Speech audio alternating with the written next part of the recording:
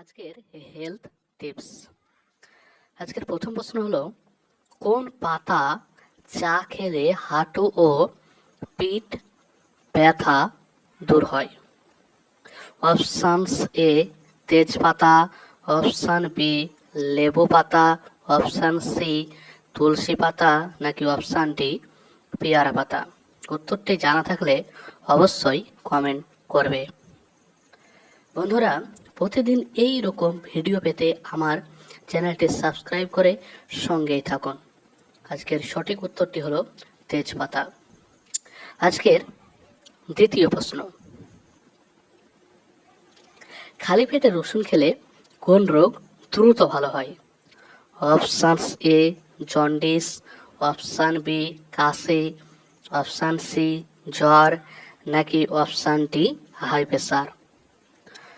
উত্তরটি জানা থাকলে অবশ্যই কমেন্ট করে জানাও। এখানে সঠিক উত্তর হলো অপশান সি হাই প্রেসার।